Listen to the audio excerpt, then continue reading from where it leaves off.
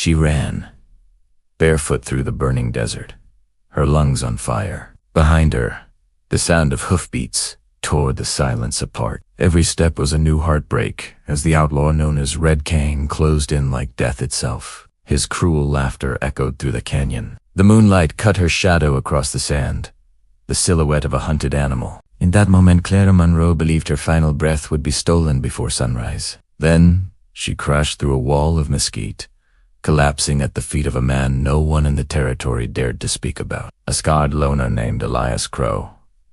They whispered he was cursed, half wild, living deep in the broken hills where even outlaws feared to ride. Elias looked down at the trembling woman, his eyes unreadable, a rifle resting across his knees. Clara gasped that the men chasing her would kill them both if he didn't hide her. Danger followed her like blood in water, but something in her terror reminded him of a past he had tried so hard to bury. Without a word, he pulled her inside his shadowed cabin just as gunfire ripped through the brush outside. Red Cane's gang searched the hills all night, their lanterns cutting across the rocks.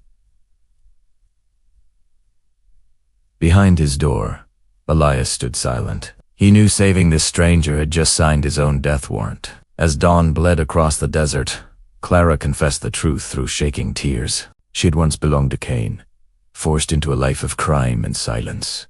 But then she discovered his plan to sell an entire frontier town to armed bandits. When she escaped with the proof, he swore she would never breathe free air again. Their days turned into a desperate journey. They navigated abandoned mines, dry riverbeds, and ghost towns, where the wind carried the screams of the past. With every mile, the bond between the broken man and the hunted woman grew stronger. Trust was tempered by danger, and fear was slowly turning into something neither of them dared to name. All the while, Cane slaughtered his way across the frontier, leaving bodies as messages carved in blood, a brutal trail leading right to them. The final confrontation came at an abandoned church, half buried in sand. This was where Clara was supposed to deliver the evidence to a traveling judge.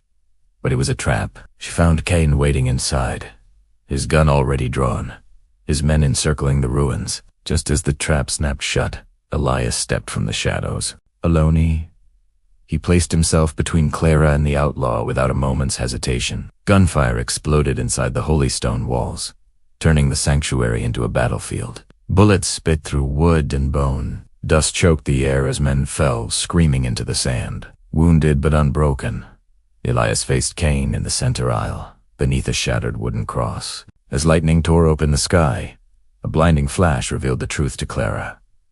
Elias had once been Cane's brother, left for dead during the very massacre that had forged Cane into a monster. Fate had dragged them back together for one final, bloody reckoning.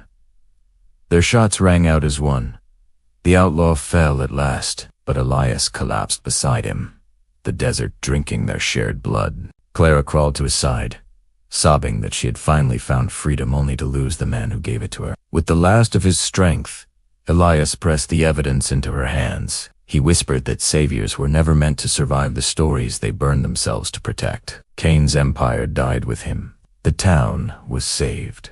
Weeks later, Clara stood alone on a hill at sunset, overlooking the endless desert. A single, unmarked grave lay at her feet.